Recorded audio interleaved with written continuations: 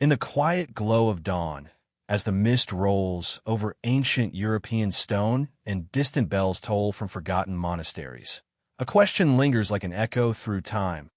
Who were the Knights Templar, and how did a band of humble warrior monks rise to command an empire that rivaled kings? Their story begins not with power, but with devotion. Yet behind their sacred vows lay a secret machinery that would alter the course of civilization itself. Imagine a world plunged into chaos after the First Crusade, roads dangerous, faith absolute, and Jerusalem newly seized by Christian forces. Amid this turbulence, 9 knights gathered under a single purpose: to protect pilgrims traveling to the Holy Land. They swore vows of poverty, chastity, and obedience, calling themselves the poor fellow soldiers of Christ and of the Temple of Solomon. From this modest beginning emerged one of the most enigmatic brotherhoods in human history. But beneath the surface of their devotion, something deeper stirred. These men were no ordinary warriors. They settled on the Temple Mount in Jerusalem, the very site of the ancient Temple of Solomon, a place steeped in mystery and sacred geometry, a place where heaven and earth were believed to meet. And there, for nearly a decade, they did something extraordinary. They searched. The chronicles say they protected pilgrims, but others whisper they were excavating beneath the temple itself, seeking relics, scrolls, or perhaps a forbidden truth. The world around them was unaware of the transformation quietly unfolding. While kings warred and priests preached, the Templars were building something invisible yet unstoppable, a network of loyalty, faith, and secrecy that would transcend borders and empires. When they emerged from Jerusalem, they were no longer a handful of knights. They were an order recognized by the Pope, sanctioned by heaven itself. Their white mantles, crossed in red, would soon strike awe and fear across Christendom. This was no ordinary order. The Templars were both monks and warriors, yet neither fully fit within those titles. They lived by a code that defied comprehension, silent, disciplined, unyielding. Their prayers were chants of power, their swords symbols of divine will. The world began to see them not merely as defenders of the faith, but as something otherworldly, men bound by a secret flame, illuminated by knowledge too profound to be spoken. As their power spread, so did the rumors. Some said they possessed relics that could command armies or heal the dying. Others believed they had uncovered hidden scriptures buried since the time of Solomon. Theologians whispered of a forbidden doctrine, one that could collapse the church's control if revealed. Whatever they found, it changed them. It elevated them from servants of the cross to masters of an invisible empire. By the time Europe began to awaken to their influence, it was already too late. The Templars were everywhere, in every kingdom, in every crusade, in every financial transaction that moved through medieval Christendom. Kings borrowed from them, popes relied on them, and pilgrims trusted them. Yet no one truly knew who led them, what they guarded, or what ultimate purpose they served. They were the silent architects of a new kind of power, one that operated not through armies or crowns, but through knowledge, faith, and hidden design. The world saw their castles rise, their banners wave, their coffers overflow, but none could see the deeper truth that pulsed beneath their red cross. The order was building something eternal. As centuries passed, the myth of the Templars only deepened. Some say they were extinguished in fire. Others insist they simply slipped into the shadows, transforming into something that still shapes the modern world. What the truth is both. What if the empire of the Templars never truly fell, but merely changed form? Their story is not just history. It is the architecture of civilization itself. From the ashes of their betrayal to the rise of secret societies, from the cathedrals of Europe to the founding of nations, the shadow of the Templar cross stretches across the centuries. It is an empire built not on land or gold, but on an idea that knowledge is power, and that power, when hidden, can outlast kings and empires alike. And so, we begin this journey, not just through the chronicles of medieval warfare and faith, but through the corridors of time and the hidden architecture of belief. Because to understand the world we live in today, we must first understand the empire that shaped it, the secret empire of the Knights Templar. In the aftermath of the First Crusade, the Holy Land was a turbulent landscape, a place where devotion and danger intertwined. Pilgrims traversed deserts and mountains, vulnerable to bandits and warlords, their faith driving them forward even as death lurked at every turn. It was amid this perilous environment that a small band of men, 9 knights led by Hugues de Payens, made a vow that would resonate across centuries. They pledged to protect those who journeyed to the sacred sites of Jerusalem, a mission that required courage, discipline, and unwavering faith. This modest beginning would lay the foundation for an organization whose influence would extend far beyond the battlefield. From the outset, the Templars were distinct. Unlike the traditional knights of Europe, who pursued honor and land through warfare, these men combined monastic devotion with martial skill. Their daily lives were governed by a strict code: prayer, obedience, chastity, and poverty. They lived communally, sharing their scant possessions and committing themselves fully to the cause. But even in their humility, there was an awareness of something greater, something almost ineffable. They were not merely soldiers or monks. They were part of a nascent order that sought to bridge the earthly and the divine. The choice of the Temple Mount in Jerusalem as their base was deliberate and symbolic. This sacred site, once home to Solomon's temple, was a place charged with history, legend, and spiritual significance. Here, the Templars were said to have begun secret excavations, uncovering hidden chambers and long-buried artifacts. Some chroniclers hint at the discovery of sacred relics, texts, or knowledge that had been hidden for centuries. While the specifics remain shrouded in mystery, these early acts set the stage for the Templars' transformation from humble protectors into keepers of secrets, men entrusted with wisdom that could alter the course of history. Recognition from the highest authorities soon followed. In 1129, the order was formally sanctioned by the Catholic Church, granting them legitimacy and allowing them to expand rapidly across Europe. This papal endorsement not only secured their position, but also connected them to a network of support that spanned kingdoms. Donations of land, wealth, and influence poured in, enabling the order to establish commanderies, fortified centers that served as administrative, military, and religious hubs. Each commandery operated with remarkable efficiency, creating a network that allowed the Templars to project power far beyond Jerusalem. Yet with growth came challenges. The Templars had to navigate complex political landscapes, balancing their loyalty to the Church with the realities of local rulers and feudal obligations. Their success depended on discretion, diplomacy, and a relentless commitment to their ideals.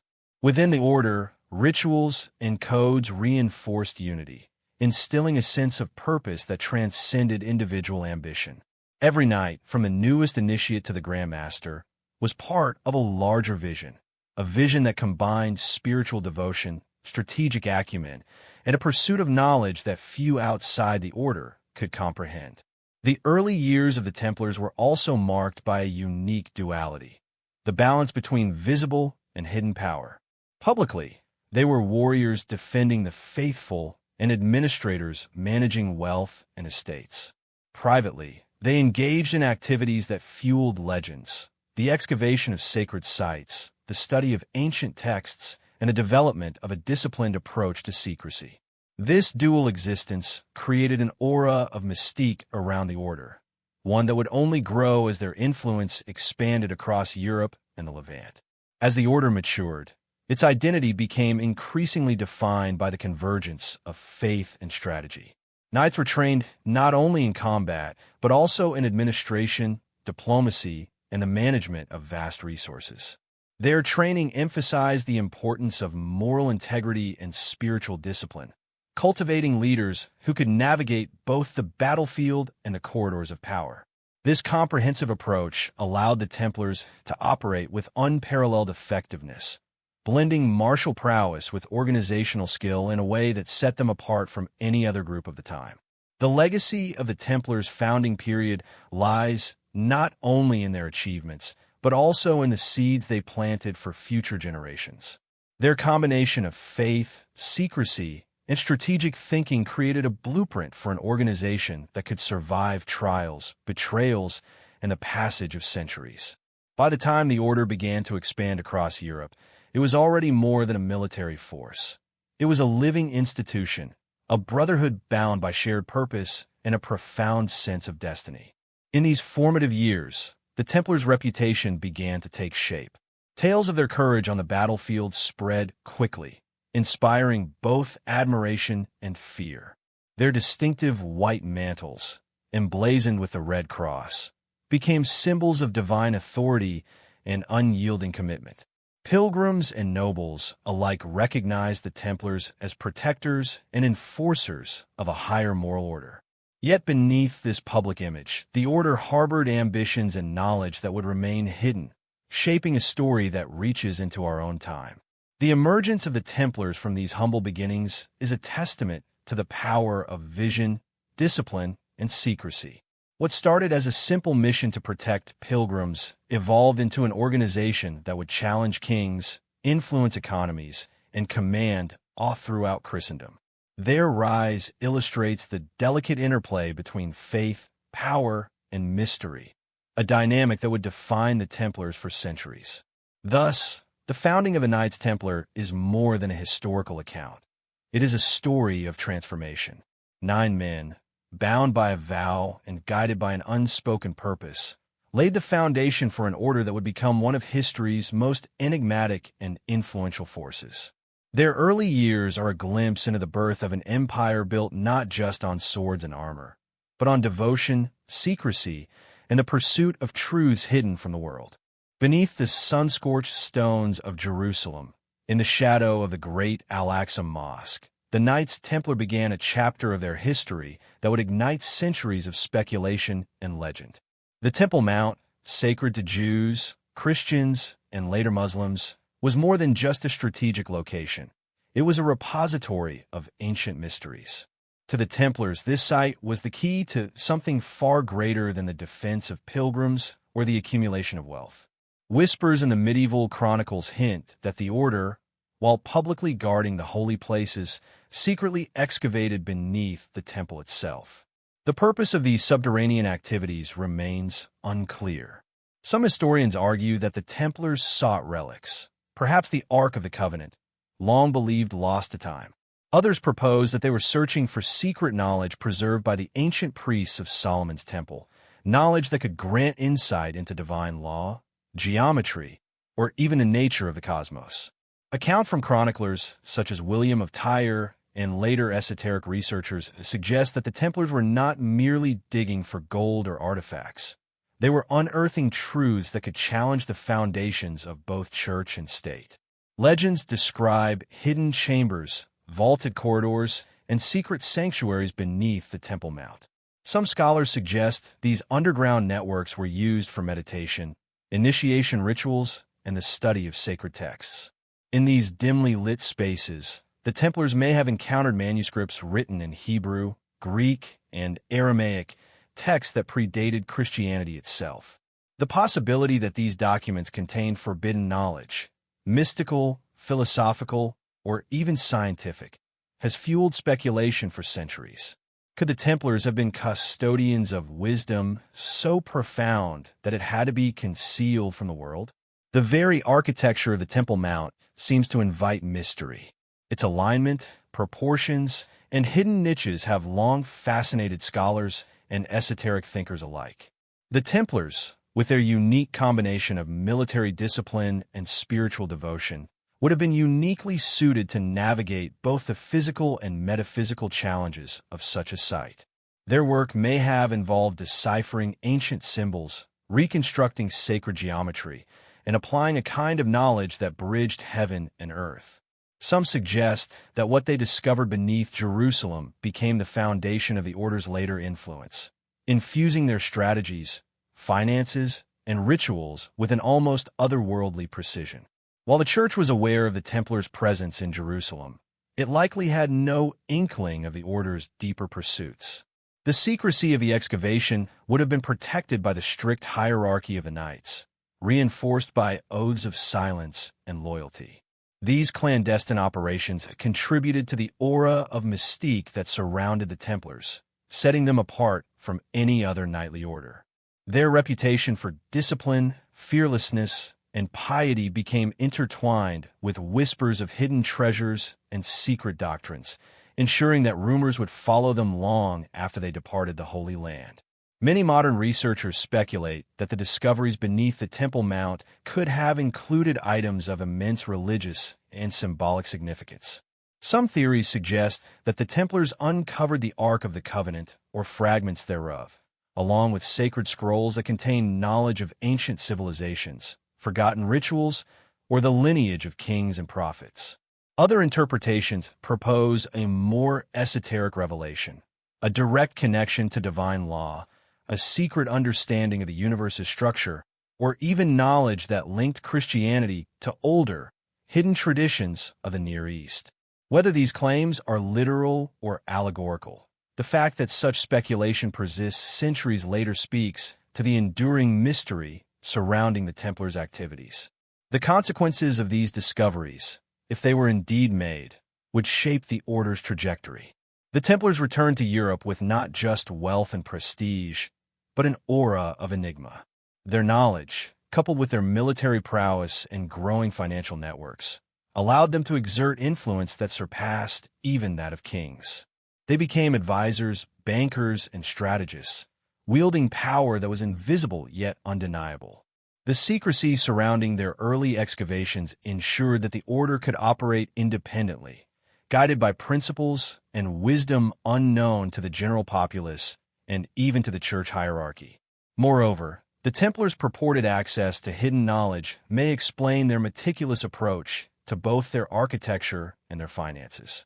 Gothic cathedrals, fortified castles, and commanderies across Europe display a precision that suggests more than mere engineering skill. Some researchers propose that sacred geometry learned from Solomon's temple guided their construction, embedding messages, codes, or even mathematical secrets into stone. Similarly, their banking system, which allowed for safe storage, credit, and transfer of wealth across borders, may have been informed by this combination of strategic foresight and esoteric insight.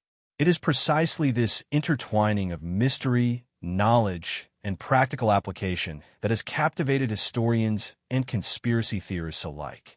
The idea that a medieval order could simultaneously guard pilgrims, build a financial empire, and unlock ancient secret challenges conventional narratives of history.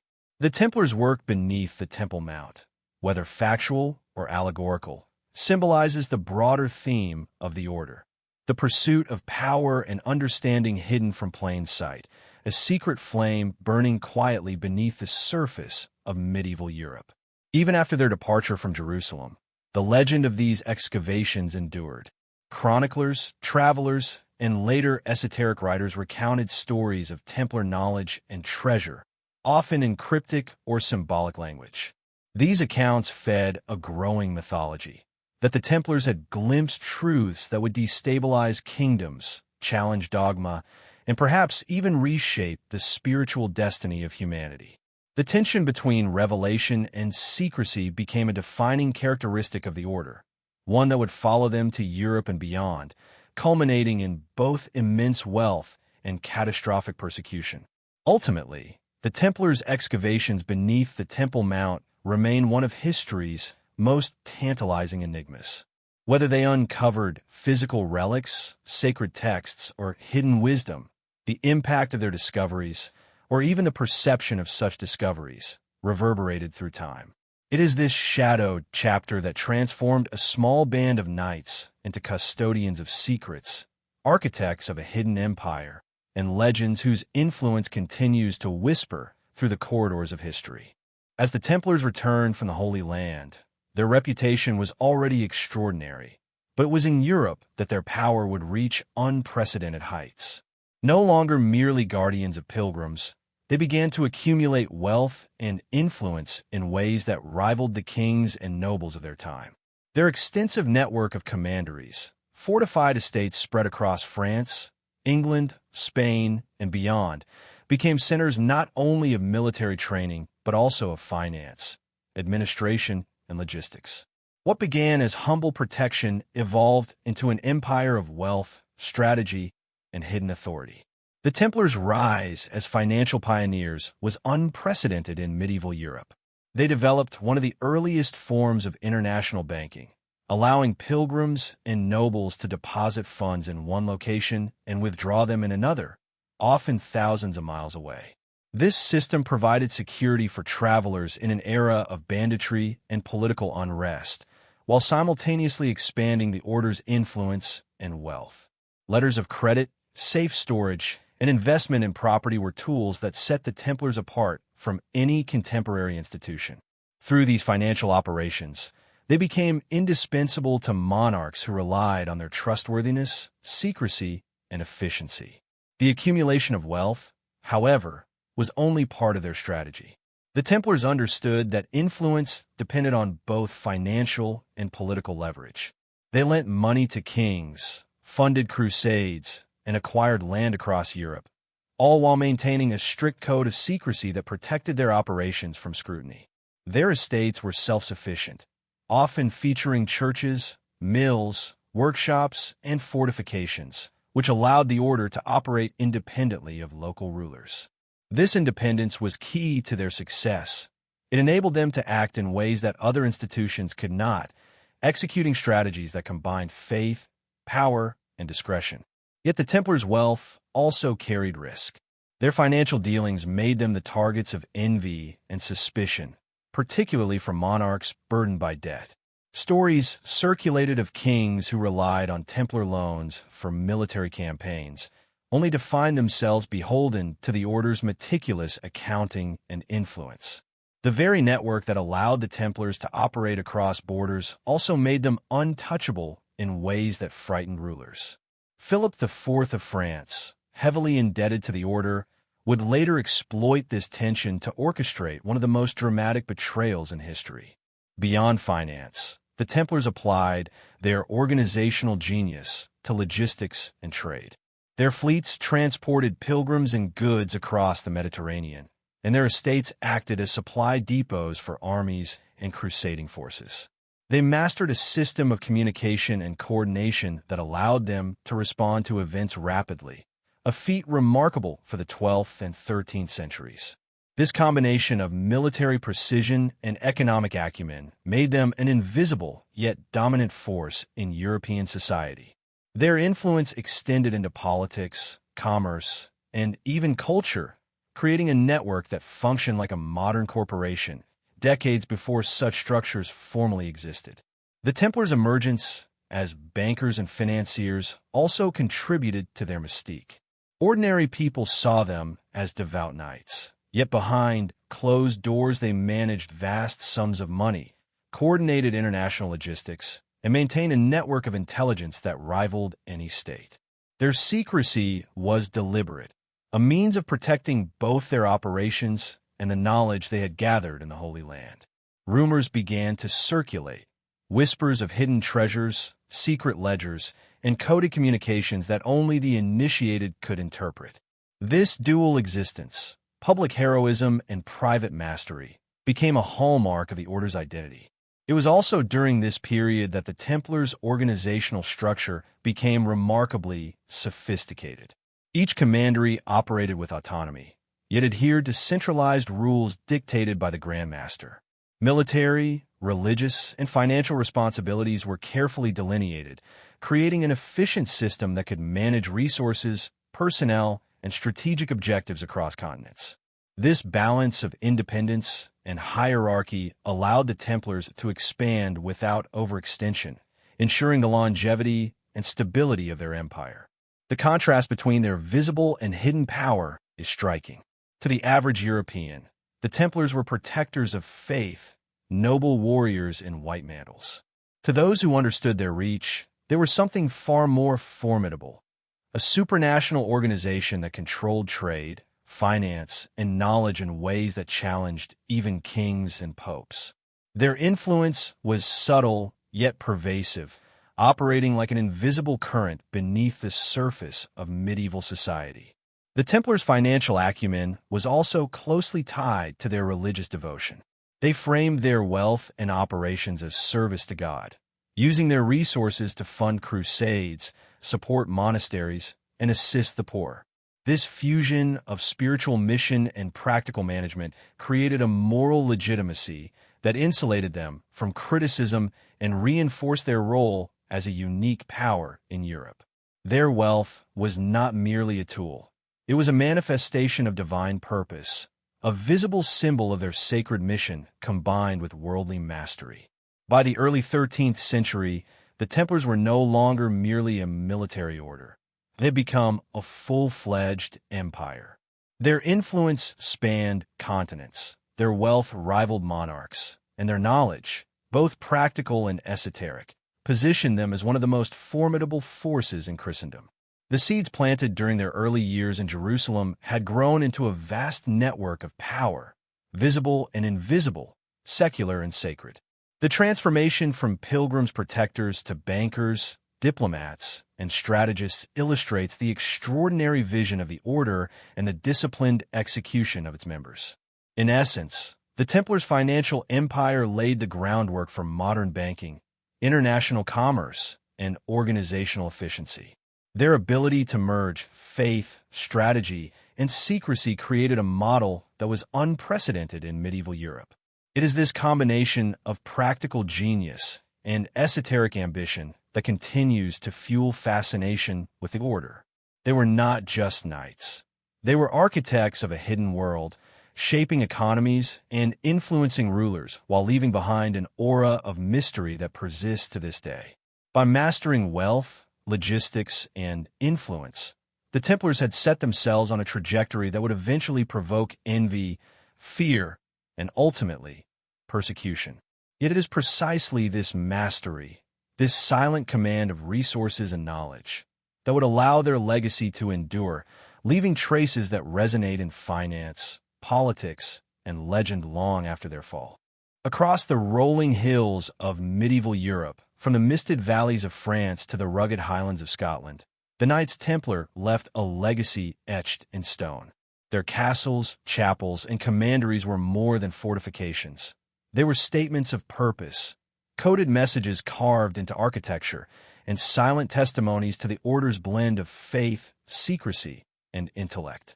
The Templars were builders in the truest sense, not merely of walls and towers, but of a symbolic and mystical landscape, one that encoded principles of geometry, spirituality, and hidden knowledge within the very stones themselves. Templar architecture is marked by a striking combination of functionality and symbolism. Their fortresses were formidable, designed to withstand sieges and project authority, yet they also incorporated elements that spoke to deeper, often hidden meanings. Round churches, such as the Temple Church in London, echoed the circular sanctity of the Church of the Holy Sepulchre in Jerusalem, linking their European presence to the sacred geography of the Holy Land. Some scholars argue that this repetition of form was no accident. It was a deliberate attempt to encode a spiritual and esoteric connection across continents, a physical manifestation of the order's inner mysteries. The use of sacred geometry was another hallmark of Templar construction. Proportions, alignments, and spatial relationships in their buildings were carefully calculated, reflecting a worldview in which mathematics and the divine were inseparable. Some researchers suggest that this knowledge was derived from ancient texts discovered beneath Solomon's Temple, a kind of esoteric science transmitted from Jerusalem to Europe. Through the careful placement of columns, arches, and windows, Templar architects may have been embedding a symbolic language that communicated hidden truths to those trained to read it, a code of light, shadow, and proportion that conveyed wisdom beyond the comprehension of ordinary observers. Carvings and inscriptions further hint at the Templars' layered intentions. Across Europe, churches and commanderies contain motifs that seem innocuous at first glance. Intertwined knots, crosses, and enigmatic symbols. Yet these may have conveyed philosophical, mystical, or even alchemical concepts to initiates. The repetition of certain motifs, The positioning of sculptures and the orientation of buildings all point to an understanding of architecture as a medium of both protection and revelation. For the uninitiated, these were merely beautiful structures. For the Templars and those attuned to their teachings, they were texts written in stone. Templar architecture also reflected the dual nature of the order itself: warrior and monk, protector and seeker. Castles were both military strongholds and spiritual havens, designed to shelter knights and pilgrims while also facilitating contemplation and ritual. The austere interiors, often illuminated by carefully positioned windows, created an environment conducive to meditation, discipline, and mystical practice. In this sense, every Templar building was a microcosm of the order's philosophy, merging practical needs with symbolic and spiritual imperatives. The Templars' architectural influence extended beyond Europe as well. Commanderies and fortifications along the Mediterranean, from the coast of Cyprus to the Levant, incorporated elements that blended local styles with Templar symbolism. This fusion of influences suggests a network of knowledge and design principles transmitted across borders, reinforcing the idea that the order was not simply a military or religious force, but a custodian of a hidden cultural and intellectual heritage. Speculation abounds regarding the deeper purpose of this architectural sophistication. Some theories posit that Templar buildings were designed to guide initiates in spiritual or mystical journeys, with layouts reflecting principles of sacred geometry, numerology, or cosmology. Others suggest that the structures concealed secret chambers, tunnels, or repositories of knowledge, allowing the order to preserve what they had discovered in Jerusalem.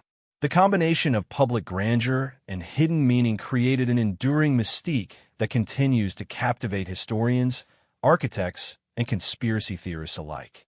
The Templars' approach to construction also mirrored their broader strategy: meticulous planning, disciplined execution, and a focus on long-term influence. Just as their financial networks allowed them to wield power invisibly, their architecture communicated authority, presence, and hidden wisdom across generations. Every stone was a statement, every corridor a conduit, every design choice a deliberate blend of practicality and esoteric symbolism. It is this dual purpose, to serve both the earthly and the spiritual, that gives Templar architecture its enduring power and mystery. Moreover, the order's builders were often trained in multiple disciplines, blending knowledge of mathematics, engineering, theology, and possibly even astronomy. This interdisciplinary expertise allowed them to create structures that were not only defensible and functional, but also aligned with celestial patterns, sacred proportions, and symbolic narratives. Through this, the Templars forged a built environment that mirrored their inner philosophy: disciplined, secretive, and attuned to forces beyond ordinary perception. Templar influence can still be traced today in Gothic cathedrals, monastic complexes, and even rural chapels across Europe. The echoes of their geometric precision, symbolic carvings, and mystical alignment continue to inspire speculation and awe. For some, these structures are simply beautiful artifacts of the Middle Ages. For others, they are the silent testimony of an order that sought to encode hidden knowledge into the very foundations of Western civilization. In essence, the Templars were more than architects of stone. They were architects of perception and possibility, shaping environments that functioned as fortresses, sacred spaces, and repositories of hidden wisdom. Each building, each design choice, reflected the order's fusion of faith, strategy, and esoteric knowledge, a philosophy in stone that conveyed power and purpose across centuries. Through their constructions, the Templars left a legacy that was both visible and invisible, tangible and symbolic, practical and mystical, ensuring that the imprint of their empire would endure long after the last knight had fallen. Amid the stone fortresses, financial empires, and sacred geometries of the Knights Templar, another thread wove itself quietly yet persistently through their history: the allure of the Holy Grail. Unlike the physical relics of the Church, the Grail occupied the realm of legend, mystery, and esoteric symbolism. It was whispered to be a cup, a stone, a bloodline, or even a codified knowledge, an object whose true nature eluded the common eye, but whose significance could elevate the faithful to profound spiritual insight. For the Templars, the Grail may have represented not merely a relic of Christendom, but a key to secret wisdom discovered during their excavations beneath the Temple Mount. The connection between the Templars and Grail lore first emerges in medieval romances and troubadour poetry. Stories of knights questing for the Grail often contain motifs, symbols, and allegories that suggest hidden knowledge rather than a simple holy object. Some chroniclers hint that the Templars themselves inspired these tales, acting as custodians of a truth too potent to be revealed openly. Through symbolic narrative, the Grail became a metaphor for divine wisdom, enlightenment, and the attainment of spiritual perfection, all qualities that resonate with the esoteric pursuits of the order. The Grail, in its many interpretations, is often linked to a sacred bloodline. One of the most provocative theories, popularized centuries later, suggests that Christ's descendants survived through marriage into the Merovingian dynasty. The Templars, as alleged guardians of secret knowledge and relics, may have been entrusted with preserving this lineage. Their secrecy and discipline ensured that such a revelation would remain protected from both church and state, yet alive in coded texts, symbols, and rituals. Whether or not this theory holds historical accuracy, it reinforces the idea that the Templars' mission extended beyond warfare and finance to include safeguarding profound mysteries. Some scholars propose that the Grail itself was not a physical object at all, but a symbol of spiritual awakening. In this interpretation, the Templars' rituals, meditations, and hidden knowledge functioned as a pathway to the Grail, a journey toward enlightenment that mirrored the sacred geometries of their architecture and the disciplined rigor of their monastic lifestyle. This perspective aligns with accounts of Templar initiations, in which secrecy, symbolism, and allegory guided knights toward understanding that transcended the ordinary. The Grail, then, becomes a philosophical and spiritual objective, intertwined with the order's identity and ultimate purpose. The allure of the Grail also influenced the Templars' public and private symbolism. Elements embedded in their architecture, their seals, and even their clothing may contain references to this sacred quest. The red cross on a white mantle, the circular design of the Temple Church, and enigmatic carvings found across Europe hint at a visual language that spoke to initiates while remaining opaque to outsiders.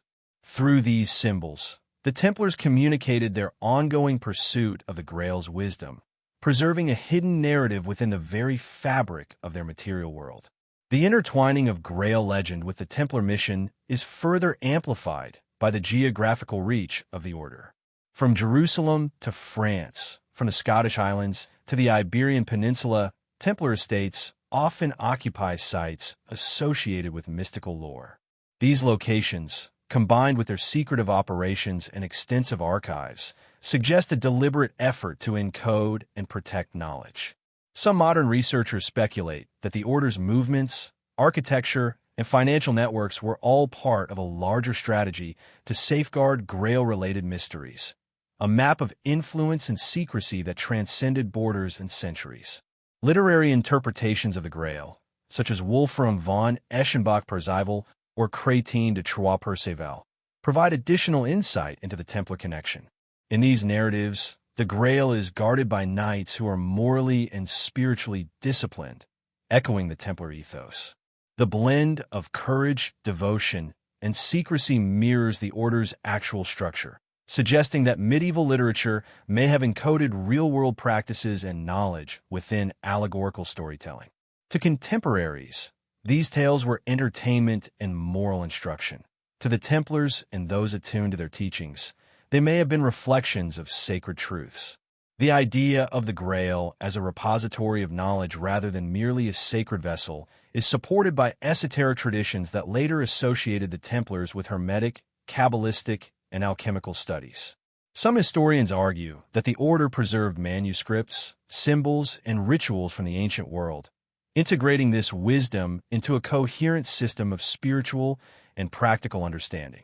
If true, The Grail may have symbolized the culmination of this knowledge, the ultimate prize for those who could navigate the intertwined paths of faith, intellect, and initiation. In this light, the Templars' pursuit of the Grail can be seen as both literal and allegorical. They may have sought sacred relics in the Holy Land, hidden treasures and manuscripts in secret chambers, and mystical truths encoded in architecture and ritual. All of these layers converge into a single purpose: the attainment and preservation of a wisdom capable of transforming the individual and, by extension, the world. The Grail becomes a mirror for the Order itself, a vessel containing divine potential, guarded fiercely, and accessible only to those disciplined enough to comprehend its mysteries. Ultimately, the Grail connection illuminates a crucial aspect of the Templars' identity. Beyond swords, castles, and coin, there were seekers of knowledge, custodians of secrets, and navigators of a spiritual map hidden from the masses. Their story challenges the conventional narrative of medieval knighthood, suggesting that the true power of the Order lay not only in physical conquest or financial mastery, but in their devotion to a hidden, transformative truth. The Grail was their emblem, their guide, and perhaps the most enduring symbol of the Templar quest, a quest that bridges legend, history, and the timeless human pursuit of enlightenment. By the 13th century, the Knights Templar had grown from a modest brotherhood of 9 protectors into an organization whose influence stretched across Europe and the Levant. Their castles, commanderies, and estates dotted the continent, while their fleets sailed the Mediterranean, carrying not only pilgrims but also wealth, messages, and strategic intelligence. The Order's power was unprecedented. It rivaled that of kings, influenced the decisions of popes, and shaped the course of crusades. Yet with such immense authority came both admiration and suspicion, and the Templars found themselves navigating a world where reverence and fear were often intertwined. The Templars' expansion into every corner of Christendom was meticulously planned. Each commandery served as a hub of administration, commerce, and military readiness. These estates were strategically located along trade routes, near political centers, and in areas of religious significance. Within their walls, the knights maintained strict discipline, overseeing agricultural production, managing finances, training soldiers, and conducting religious observances. This network allowed the Order to project influence across borders, creating a presence that was at once invisible and formidable, blending spiritual authority with practical power. It was not merely their logistics and organization that set the Templars apart. Their combination of martial prowess and religious devotion inspired both awe and fear. Tales of their courage in battle spread rapidly, from the deserts of the Holy Land to the courts of Europe. Legend spoke of knights who were fearless in combat, incorruptible in faith, and unwavering in loyalty to the Order. For the ordinary populace, the Templars became figures of mythic stature, defenders of the faith, champions of the pilgrim, and arbiters of divine justice. To kings and nobles, however, their autonomy and resources could be intimidating, even threatening. The secretive nature of the Order further heightened suspicion.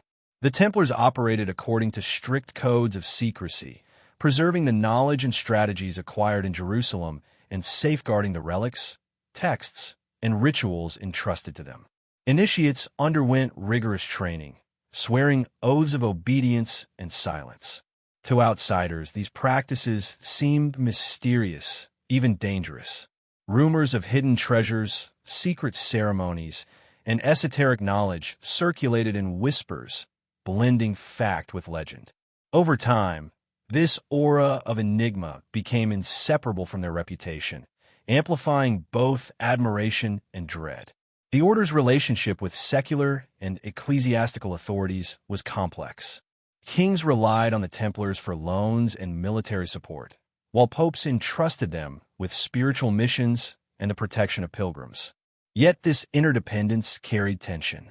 Monarchs could be indebted, reliant, or resentful of the Order's independence, while popes had to balance the Templars' power with the broader interests of the Church.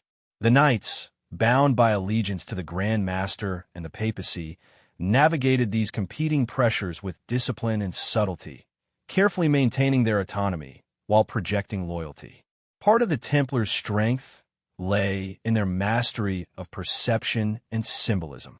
Their white mantles, adorned with the red cross, became iconic, signaling both divine purpose and martial authority. Castles and chapels were constructed not only for defense, but as statements of presence and power, symbols that conveyed the order's reach and prestige. These visible markers reinforced their reputation, allowing them to exert influence without direct confrontation. Yet beneath this visible authority lay a network of unseen power, financial holdings, intelligence systems, and sacred knowledge that made the order truly formidable. Despite their successes, the Templars' prominence made them vulnerable. Their wealth, extensive estates, and influence provoked envy among kings and nobles, while their secretive practices fueled suspicion among both clergy and laity. Some saw them as overreaching, questioning whether a monastic order should wield such power.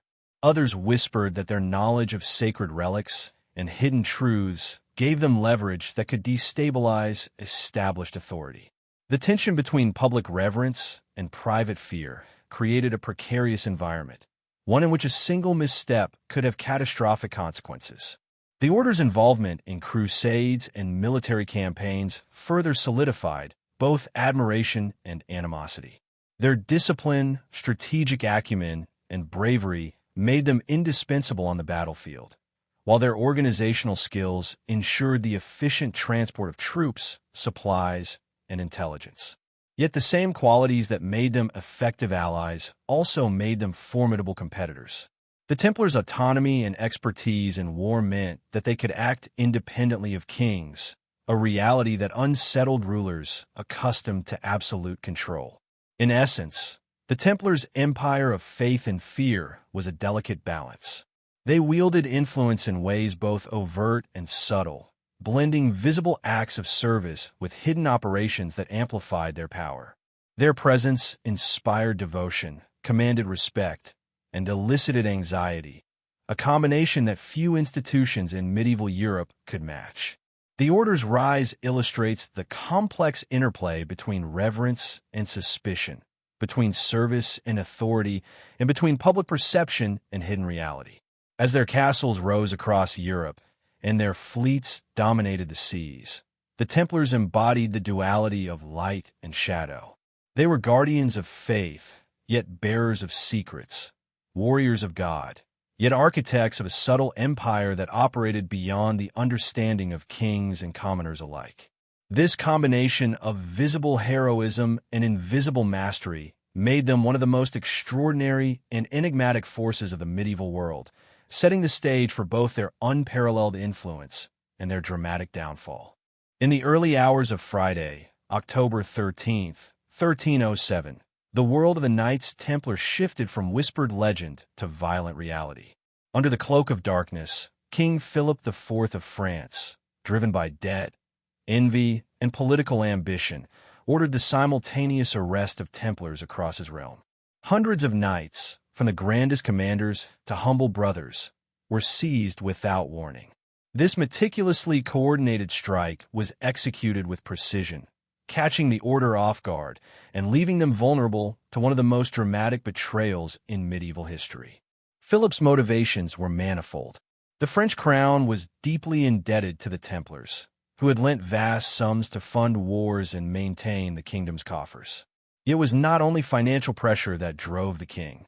The Templars' immense influence, their independence from secular authority, and their hidden reserves of knowledge and treasure made them a threat. By acting decisively and ruthlessly, Philip sought to eliminate both debt and potential rivals, asserting his dominance over an institution that had grown beyond any earthly control. The arrests were brutal and methodical.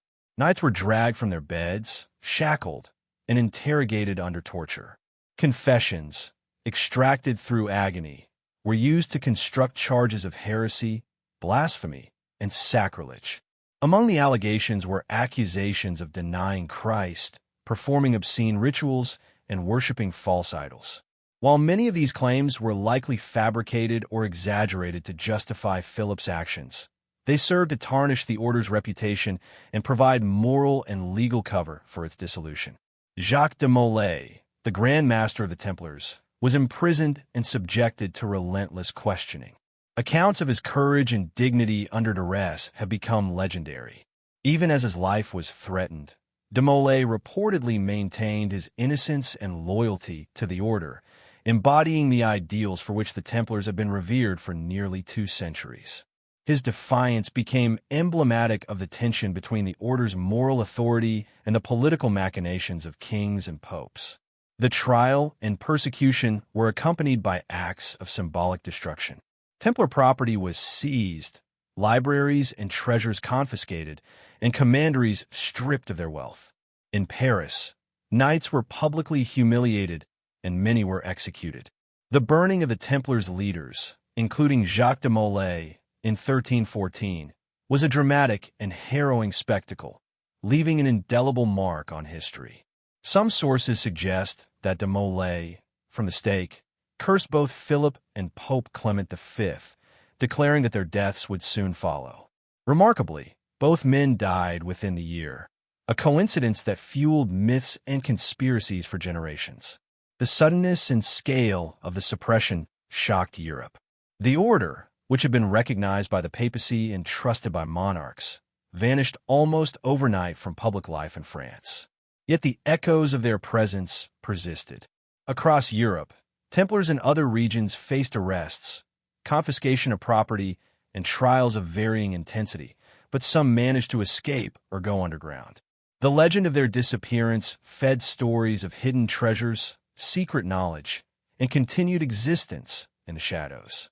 This night marked not the end of the Templars' influence, but rather its transformation into something less visible yet enduring. The events of Friday the 13th also cemented the Templars' reputation as both victims and symbols of injustice. The brutal crackdown highlighted the fragility of power, even for an order that seemed untouchable. It also underscored the dangers of wealth, knowledge, and autonomy in a medieval world where loyalty was transactional and suspicion could easily override centuries of service. The narrative of betrayal and martyrdom would echo through literature, folklore, and later conspiracy theories, turning the Templars into archetypal figures of suppressed truth and hidden wisdom. This dramatic episode illustrates the tension between visible authority and hidden power. The Templars had become masters of influence, commanding loyalty, resources, and knowledge beyond the comprehension of most. Yet their very success, their autonomy, secrecy, and expertise, rendered them vulnerable to a ruler who could exploit both fear and opportunity. The suppression of the order was not merely a political maneuver. It was a symbolic act intended to reassert control over a power that had outgrown conventional boundaries. Despite their fall, the Templars left behind traces of their empire: manuscripts, architectural symbols, financial records, and enduring legends. These remnants, combined with the mystery of the order's disappearance, sparked centuries of speculation about hidden treasures, secret knowledge, and possible survival.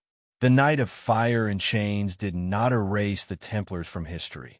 It transformed them into a myth, a symbol of courage, secrecy, and the relentless pursuit of a higher purpose.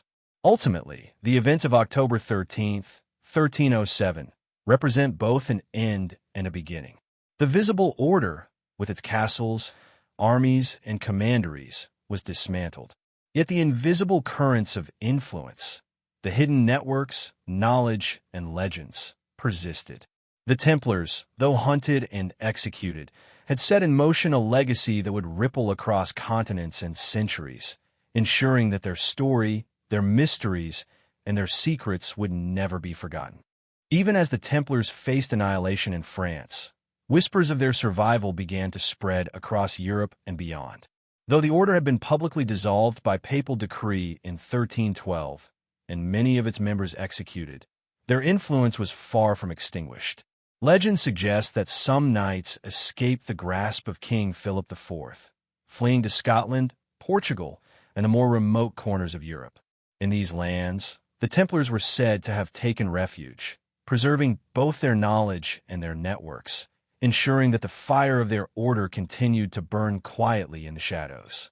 Scotland, in particular, became a reputed sanctuary.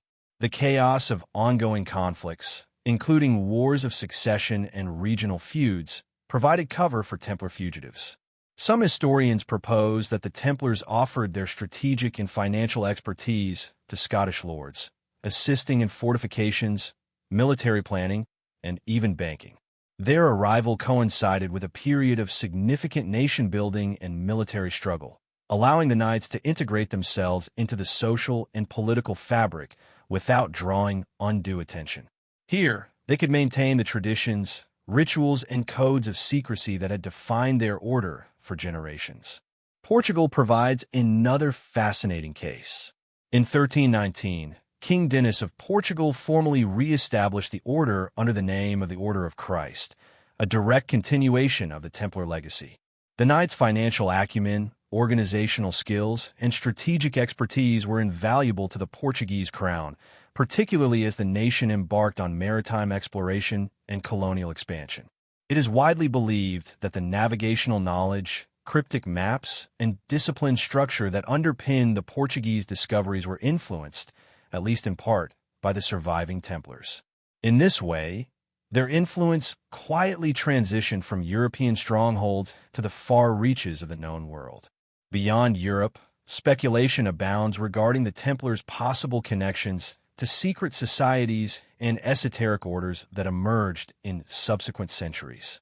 Freemasonry, Rosicrucianism, and other mystical organizations are often cited as inheritors of Templar knowledge, rituals, and symbolism. While definitive historical proof is elusive, the parallels are striking. Emphasis on secrecy, initiation rites, symbolic architecture, moral and spiritual discipline, and the preservation of hidden knowledge. The Templars' ethos of combining martial skill with intellectual and spiritual mastery seems to echo in these later movements, suggesting a continuity of purpose that survived their apparent suppression. Legends also suggest that Templar fugitives carried with them the treasures and relics they had safeguarded for centuries. Some claim these included sacred manuscripts, sacred vessels, or even artifacts connected to the Grail and Solomon's Temple. Whether these claims are literal or allegorical, they reinforce the idea that the Templars' power was not confined to military or financial dominance, but encompassed the guardianship of knowledge considered too potent or dangerous to be widely revealed. This hidden legacy became the foundation for centuries of myth, speculation, and intrigue. In Italy, particularly in regions like Rome and Tuscany, rumors persisted of clandestine Templar networks. Noble families, churches, and monastic institutions may have provided shelter and resources to fleeing knights. The Templars' meticulous approach to secrecy meant that even local populations may have been unaware of their true identity or purpose. Yet subtle traces, from symbols etched into buildings to coded inscriptions and manuscripts, hint at a continued presence, a hidden thread connecting the medieval order to later European intellectual and spiritual movements. Even in France, where the order had been officially destroyed, pockets of resistance may have endured. Some estates were quietly transferred to sympathetic nobles or merged with other religious orders, preserving Templar influence under new guises. Chroniclers, letters, and later folklore suggest that the Templars' methods of secrecy, intelligence gathering, and strategic influence were too sophisticated to disappear entirely. In this sense, the public dissolution of the order did not extinguish its reach. It merely transformed it from visible power to covert, enduring networks. The persistence of Templar traditions is also evident in maritime exploration. Portuguese and Spanish navigators, who would go on to traverse the Atlantic and beyond, may have benefited from knowledge inherited from Templar cartographers, engineers, and financiers. These navigators were disciplined, organized, and aware of secret routes and navigation techniques, skills that mirror the Templars' meticulous approach to logistics and planning. Some researchers argue that the Templars' hidden legacy directly influenced the Age of Discovery, enabling Europe to expand globally while keeping certain knowledge closely guarded. Through all of this, a consistent pattern emerges. The Templars, though officially dissolved, adapted to survive. Their mission, the safeguarding of knowledge, relics, and strategic power, continued in new forms, integrated into local societies, secretive networks, and later esoteric traditions.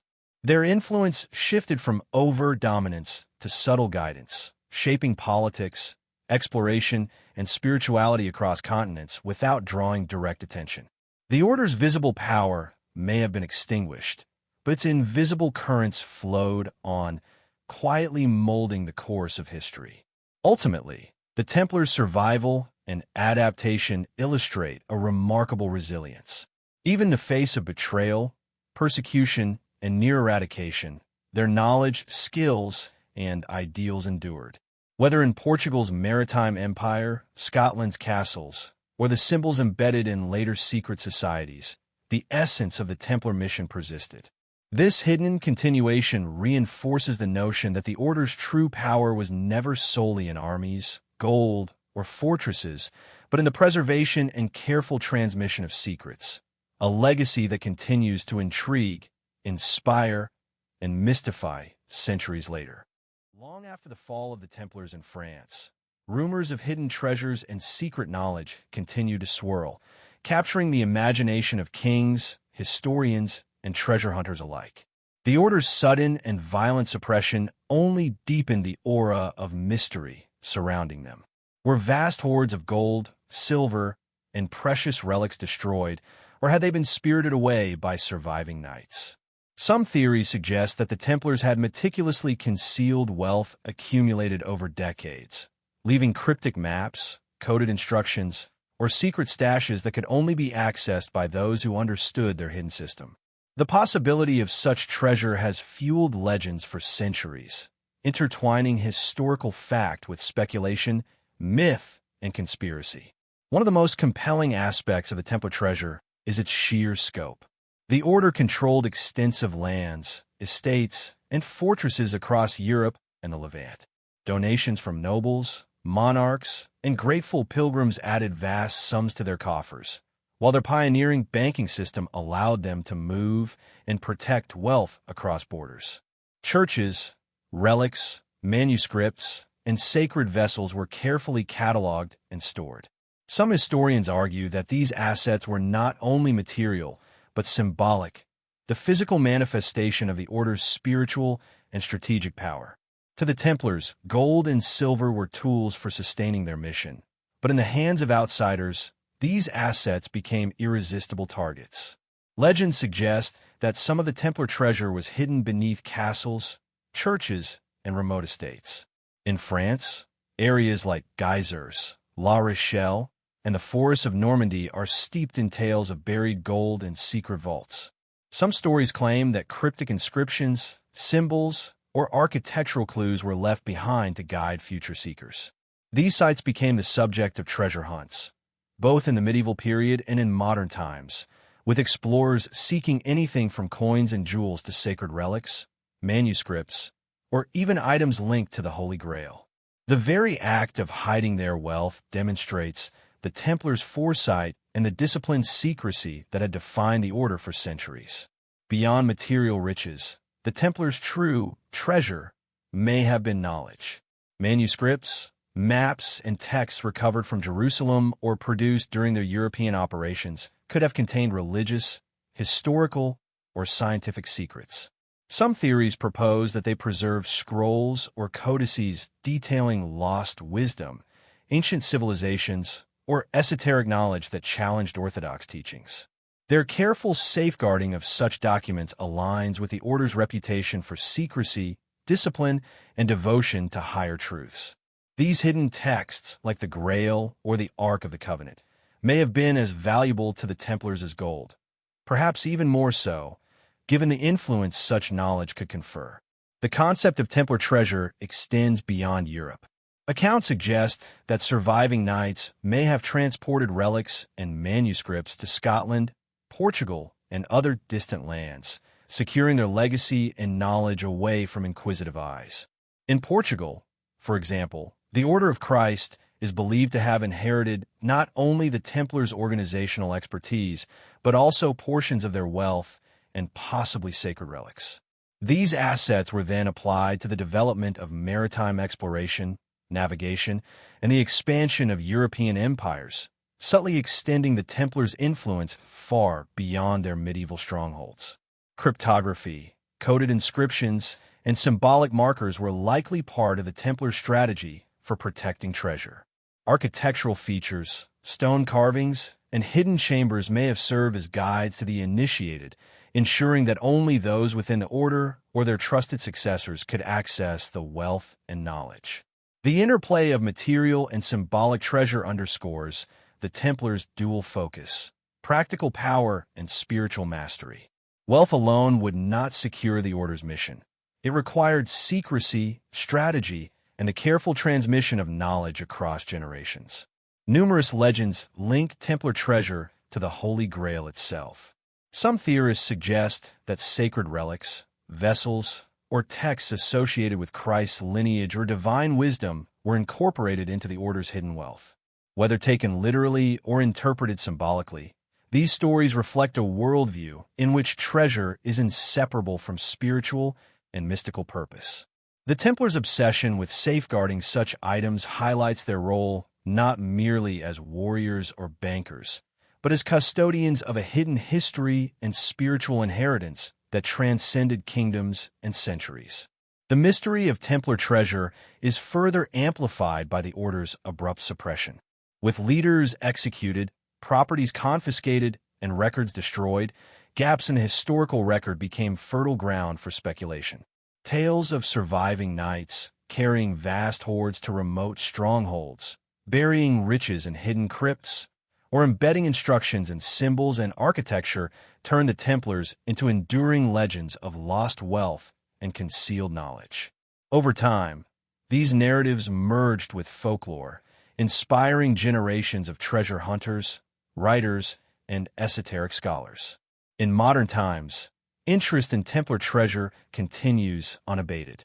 From speculative documentaries and novels to archaeological investigations, the fascination with hidden gold, sacred relics, and secret manuscripts remains potent. While concrete evidence of these treasures has rarely been found, the combination of historical plausibility, legend, and symbolism ensures that the myth persists. The Templars' treasure, whether material, spiritual, or intellectual, embodies the essence of the order, a disciplined, secretive, and far-reaching influence that has captivated imaginations for over 7 centuries. Ultimately, the Templar treasure, tangible or symbolic, represents more than wealth. It is a testament to the order's vision, discipline, and mastery of secrecy. It underscores their dual mission of service and protection, material and spiritual stewardship, and visible power alongside hidden knowledge. The legend of their treasure continues to define the Knights Templar in the popular imagination, reflecting a civilization shaped as much by what was hidden as by what was revealed, and preserving the aura of mystery that has enshrouded the order from its earliest days to the present. Long after the Templar treasure had been hidden and the order suppressed, a new layer of intrigue emerged, the mystical and prophetic dimension of their legacy. Across Europe and the Levant, whispers persisted that the Templars had not only guarded wealth and relics, but also possessed knowledge of the future, encoded in symbols, texts, and secret teachings. These prophecies, whether allegorical or literal, contributed to the aura of mystique that surrounded the order and fueled speculation for centuries, drawing scholars, mystics, and adventurers alike into the labyrinth of Templar secrets. Some of the earliest references to Templar prophecy appear in medieval chronicles and esoteric writings. Chroniclers noted that the knights were meticulous in recording visions, interpreting omens, and studying sacred texts, practices that suggested a deeper awareness of hidden patterns in history. According to these accounts, the Templars sought to understand divine will, human destiny, and the unfolding of political and spiritual events. This focus on foresight aligned with their broader mission of preserving knowledge and safeguarding truths too potent to be left in public view. Legends suggest that the Templars' prophetic knowledge was linked to discoveries beneath the Temple Mount. Ancient manuscripts, cryptic inscriptions, and relics recovered during their excavations may have contained insights into biblical history, sacred cycles, or the destinies of rulers and nations. Whether the order interpreted these revelations literally or symbolically, their secrecy ensured that only the initiated could access such information. This hidden wisdom may have influenced their strategic decisions, financial operations, and political alliances, giving the order an almost preternatural advantage in navigating the complexities of medieval Europe and the Holy Land. Prophecy was also encoded in Templar symbolism and architecture. From the circular sanctuaries of their churches to the intricate carvings on their commanderies, some researchers argue that patterns, numbers, and geometric forms conveyed esoteric knowledge. Certain alignments may have corresponded to celestial cycles, astrological phenomena, or numerological codes, functioning as a kind of predictive map for those trained to read it. The deliberate layering of meaning ensured that sacred knowledge could survive even if the order itself were threatened, a method of preservation that was as practical as it was mystical. The Grail, often associated with the Templars, may also have played a role in their prophetic tradition. Some theories suggest that the Grail was not merely a relic, but a vessel of insight, a symbolic or mystical key to understanding divine will and the arc of human history. Through meditation, ritual, and disciplined study, Templars may have sought to access this wisdom, aligning their personal spiritual growth with the broader mission of the order. In this sense, prophecy was not only a record of the future, but a tool for guiding action in the present, merging spiritual insight with worldly strategy.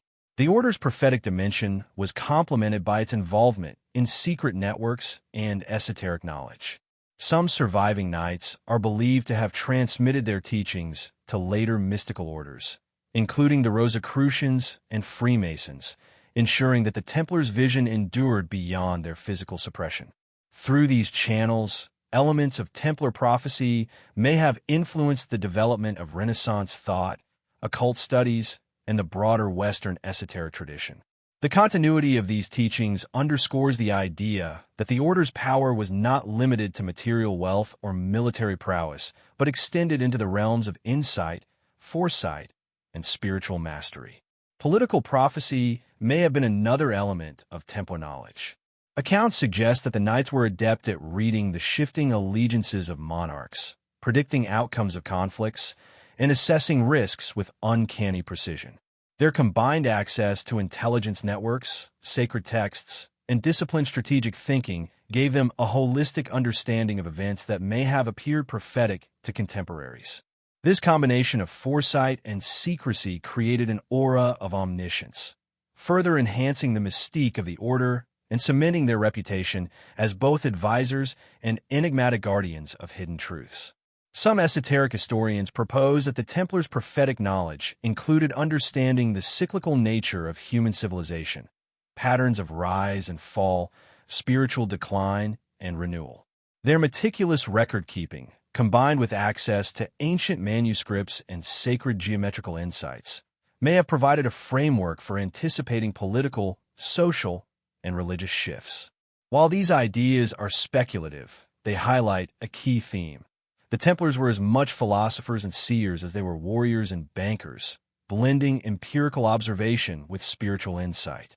The suppression of the order did not extinguish these prophecies. Instead, they were encoded, transmitted, or hidden in ways that allowed them to survive clandestinely. Manuscripts, symbols, and oral traditions carried fragments of knowledge to later generations, influencing mystical societies, secret lodges, and even modern interpretations of Templar legacy. The aura of mystery surrounding the order, fueled by their prophetic dimension, ensured that the Templars became a symbol of hidden wisdom and foreknowledge, a presence that could never be fully erased. Ultimately, the prophetic aspect of the Templars deepens our understanding of their enduring allure. Beyond castles, gold, and military exploits, They cultivated insight into hidden patterns, sacred cycles, and potential futures. This pursuit of foresight, intertwined with secrecy and spiritual discipline, transformed the order into more than a medieval institution. It became a vessel for timeless knowledge. The Templars' prophetic legacy continues to captivate historians, mystics, and enthusiasts, a reminder that the order's influence extended not only through physical power, but also through a vision of the world that was at once hidden, disciplined, and profoundly far-reaching. As the centuries passed, the mystique of the Knights Templar only deepened, and their influence began to surface in areas far removed from their original strongholds. From architecture to secret societies, from maritime exploration to esoteric traditions, the threads of their legacy seem to weave an intricate web that stretches across time and geography. One of the most compelling aspects of this enduring influence lies in the Templars' connection to hidden knowledge, a body of wisdom that appears to have survived the Order's violent suppression and subtly shaped European culture, science, and spirituality for generations. Among the most tantalizing indications of the Templars' hidden legacy are the secretive orders and societies that emerged in the centuries following their dissolution. Freemasonry, Rosicrucianism, and other mystical organizations are frequently cited as inheritors of Templar rituals, symbols, and philosophical teachings. The parallels are striking. Emphasis on initiation, secrecy, moral discipline, symbolic architecture, and the pursuit of knowledge that transcends the purely material world. While direct historical links remain debated, the continuity of motifs, red crosses, geometric patterns, coded rituals, and hierarchical structures strongly suggests that Templar wisdom found new vessels in later movements. In architecture and sacred design, the Templar imprint is equally notable. Gothic cathedrals, chapels, and monastic complexes across Europe exhibit geometric precision, symbolic carvings, and orientations that echo Templar principles. Some scholars propose that the Order's knowledge of sacred geometry, acquired in Jerusalem and refined in European commanderies, informed these designs. Alignments with celestial patterns, proportional ratios, and hidden symbology hint at a continuity of esoteric thought, transmitted to architects, masons, and builders influenced by or descended from the Templars' intellectual networks. These structures served as both functional spaces and repositories of encoded wisdom, silently communicating knowledge to those trained to perceive it. Maritime exploration also reflects a hidden dimension of Templar influence. In Portugal, the Order of Christ, a successor organization to the Templars, played a pivotal role in the Age of Discovery. Navigators and explorers were guided by disciplined planning, precise cartography, and organizational methods that closely mirrored the Templars' approach to logistics and intelligence. Some researchers suggest that the secret knowledge carried by surviving Templars, including maps, navigational techniques, and coded information, contributed to Europe's expansion into the Americas, Africa, and Asia. In this way, the Order's hidden legacy extended far beyond the medieval battlefield, shaping global history through subtle and strategic influence. The Templars' esoteric influence is further evidenced in literature and folklore. From Arthurian legends to mystical romances, echoes of Templar values, symbolism, and sacred quests persist. Knights guarding sacred treasures, secret initiates pursuing hidden wisdom, and heroic figures embodying moral and spiritual discipline all reflect themes that parallel Templar ethos. In some cases, these stories may have preserved historical truth beneath layers of allegory, encoding knowledge in ways that could survive the censorship, persecution, and upheaval that followed the Order's suppression. In addition to these tangible and symbolic legacies, the Templars' methods of secrecy and preservation had a profound and lasting impact. Their disciplined approach to safeguarding knowledge, whether in manuscripts, architectural design, or oral tradition, created systems capable of transmitting information across generations without exposure to hostile authorities. This methodological genius ensured that even when the Order's visible power was destroyed, the invisible currents of its influence persisted, allowing the Templar ethos to inform and guide secretive networks, intellectual traditions, and spiritual practices. Some researchers propose that the Templars' hidden influence even extended into early modern science. The combination of observation, mathematics, and disciplined experimentation required for architecture, engineering, and navigation reflects principles later celebrated in Renaissance thought. While the connection is speculative, it is plausible that Templar knowledge, preserved through successor orders or sympathetic scholars, contributed to the emergence of systematic scientific inquiry and technological innovation in Europe.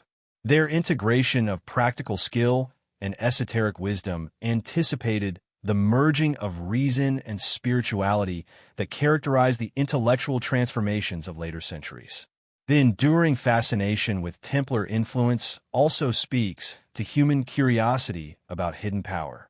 Their blend of visible authority, castles, armies, wealth, and invisible mastery, secret knowledge, cryptic rituals, esoteric teachings, created a template for thinking about the interplay between the seen and unseen. Across Europe, the shadow of the Templars inspired speculation, conspiracy theories, and spiritual quests, embedding the order in cultural memory as guardians of mysteries too profound for ordinary comprehension. Ultimately, the Templars' hidden influence demonstrates that their legacy cannot be measured solely by military victories or financial wealth. It resides in the subtle transmission of knowledge, the shaping of cultural and spiritual norms, and the careful safeguarding of wisdom that transcends time. From architecture and literature to secret societies and global exploration, the echoes of the order resonate across centuries, revealing a reach that was both profound and enduring. In this sense, the Templars were more than knights. They were custodians of a hidden continuum of human insight, leaving traces that continue to intrigue, inspire, and mystify to this day. By the late medieval and early modern periods, the Knights Templar had transitioned from a powerful, visible order into something far subtler, yet arguably even more influential. Their physical presence had been dismantled, but their legacy persisted through secret networks, esoteric knowledge, and symbols embedded across Europe. Perhaps nowhere is this transformation more evident than in the evolution of Freemasonry and other mystical societies, which appear to have inherited the Templars' principles, codes, and ceremonial practices. These groups preserve the memory of the order, often romanticizing its heroism while embedding lessons, rituals, and hidden knowledge in ways that allowed the Templars' influence to endure unseen. Freemasonry, in particular, exhibits striking parallels to Templar structure and ethos. Initiatory rites, hierarchical progression, symbolic regalia, and the emphasis on moral and spiritual development mirror practices attributed to the order. Some historians propose that surviving Templars, fleeing persecution in France and other regions, integrated their traditions into early Masonic lodges. Through these secretive channels, Templar values, discipline, loyalty, intellectual rigor, and the safeguarding of knowledge were transmitted across centuries, influencing philosophical thought, charitable activities, and even political networks. The symbolic language of the Templars also carried forward into later movements. The Red Cross, geometric patterns, and esoteric motifs found in Templar architecture and manuscripts often appear in Masonic iconography. This suggests not only a reverence for the order, but also the intentional preservation of encoded knowledge. These symbols were, in effect, a secret curriculum, accessible only to those initiated into the mysteries of the order's philosophy. The continuity of such imagery highlights the Templars' remarkable foresight. Even after their physical eradication, their intellectual and spiritual legacy could survive through abstraction and symbolism. Beyond secret societies, the Templars' influence can be traced in political and economic developments across Europe. Surviving knights or affiliates may have acted as advisors, financiers, or strategists, carrying with them the organizational acumen, intelligence networks, and financial methodologies perfected during the height of the order. Their expertise in banking, logistics, and negotiation once applied to crusades and monastic administration, could be repurposed in statecraft, trade, and exploration. The Templars' disciplined approach to secrecy, record-keeping, and strategy allowed them to remain influential even while remaining largely invisible to contemporary chroniclers. Maritime exploration provides one of the clearest examples of this hidden influence. In Portugal, the Order of Christ, directly descended from surviving Templars, played a critical role in the Age of Discovery. Knowledge of navigation, mapping, and disciplined expeditionary methods, combined with the Templar emphasis on strategic secrecy, may have directly informed the planning and execution of voyages that would reshape global history. The transmission of this practical and esoteric knowledge suggests that the Templars' reach extended far beyond medieval Europe, influencing the course of global exploration, trade, and cultural exchange. The Templars' esoteric legacy also influenced cultural production. Literature, art, and folklore frequently echo themes central to the order. The search for hidden truth, guardianship of sacred knowledge, and moral integrity amidst corruption. From Arthurian legends to Renaissance texts, the archetype of the knight guardian and seeker of wisdom reflects Templar ideals. These cultural echoes kept the spirit of the order alive, subtly instructing new generations in values and principles cultivated by the knights, long after their political and military power had vanished. Even in architecture, the Templars' imprint persisted. Gothic cathedrals, chapels, and monastic complexes continued to reflect geometric precision, symbolic alignment, and esoteric design principles associated with the order. Certain builders and patrons may have consciously adopted Templar-inspired methods, ensuring that sacred geometry, hidden messages, and layered meanings survived in the built environment. Through these enduring structures, the Templars' philosophy of merging practical skill, spiritual discipline, and mystical knowledge remained encoded for centuries. Moreover, the Templars' influence on intellectual and spiritual movements cannot be overlooked. The preservation of ancient texts, ritual practices, and philosophical teachings allowed later esoteric, mystical, and scholarly traditions to draw upon their hidden knowledge. Hermeticism, Kabbalah, and alchemical studies, for example, intersect with Templar symbolism and ritual, suggesting that the order acted as a bridge between ancient wisdom and emerging European thought. By safeguarding this knowledge, the Templars effectively ensured that elements of their worldview could survive suppression, censorship, and political upheaval. Ultimately, the Templars' hidden networks and esoteric influence illustrate a remarkable adaptability.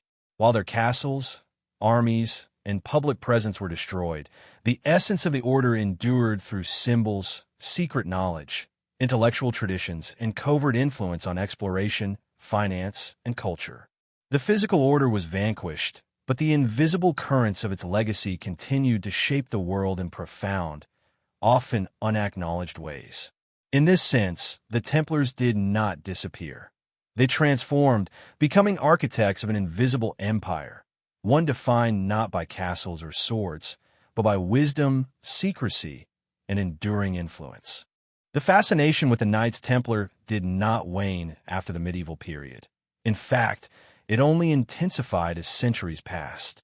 By the Renaissance and into the modern era, the Templars had become the ultimate symbol of mystery, secrecy, and hidden power. Their story, already steeped in legend, began to merge with folklore, conspiracy theories, and esoteric speculation, creating a cultural mythology that continues to captivate historians, writers, and enthusiasts alike. This enduring allure is not merely about their historical deeds, but about the sense that the order possessed knowledge and influence that transcended time and conventional understanding. Central to this modern fascination is the notion that the Templars hid secrets too powerful for ordinary society, treasures, relics, and knowledge that could reshape understanding of history, religion, and even human potential. The legend of the Holy Grail, the Ark of the Covenant, and other sacred relics became intertwined with the Templars' narrative, suggesting that their suppression was not only political, but also a deliberate attempt to control, or erase access to these mysteries. This framing casts the Templars as both victims and guardians, a duality that continues to resonate in contemporary interpretations. Modern literature, film, and popular media have played a significant role in amplifying the Templar mystique. From novels like The Da Vinci Code to documentaries exploring lost treasures and secret societies, the Templars are portrayed as enigmatic figures operating on the border of history and legend. These narratives often emphasize hidden knowledge, cryptic symbols, and clandestine influence, aligning with the Order's historical reputation for secrecy while blending fact with imaginative speculation. Through these retellings, the Templars have become archetypal characters in the human imagination, the quintessential keepers of forbidden truth. Conspiracy theories also contribute to the modern Templar mythos. Speculation abounds that surviving knights integrated into secret societies, influencing events from behind the scenes, guiding the development of Freemasonry, or even shaping political, financial, and religious institutions over centuries. While hard evidence is scarce, the coherence of these theories with historical patterns of secrecy, network building, and a strategic preservation of knowledge adds plausibility to the idea that the Templars' influence extended far beyond their apparent demise. This modern lens reframes the Order as a hidden architect of power, suggesting that their reach may still echo in contemporary society. The Templars' architectural legacy continues to fuel fascination. Castles, churches, and chapels dotted across Europe remain as tangible evidence of their presence, often imbued with symbolic meaning. Modern explorers, historians, and esoteric researchers study these structures not only for historical insight, but also for clues to hidden knowledge. Alignments, carvings, and design elements hint at secret codes, sacred geometry, and mystical teachings preserved for the initiated. The enduring physical imprint of the Order provides a bridge between past and present, reinforcing the idea that the Templars' wisdom was encoded in ways that could survive centuries of upheaval. The legend of Templar treasure remains one of the most enduring elements of modern fascination. From speculative accounts of buried gold in France to hidden relics in Portugal and Scotland, the idea that material wealth and sacred artifacts were preserved by surviving knights continues to inspire exploration, investigation, and storytelling.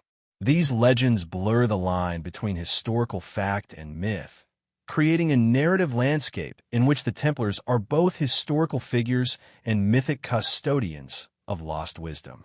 The treasure, whether real or symbolic, serves as a metaphor for the hidden power and knowledge that the Order represented. Moreover, the Templars' moral and spiritual ideals resonate with contemporary audiences. Their combination of disciplined devotion, courage, intellect, and secrecy appeals to those fascinated by the intersection of faith, ethics, and hidden knowledge. Modern interpretations often portray the Order as champions of truth, guardians against corruption, and seekers of higher wisdom, qualities that continue to inspire admiration, speculation, and myth-making. This moral dimension adds depth to the Templars' image, emphasizing not just what they accomplished, but what they represented in human imagination. The pursuit of knowledge and virtue in a world prone to secrecy and betrayal. The fascination with the Templars also intersects with the human desire for discovery and adventure.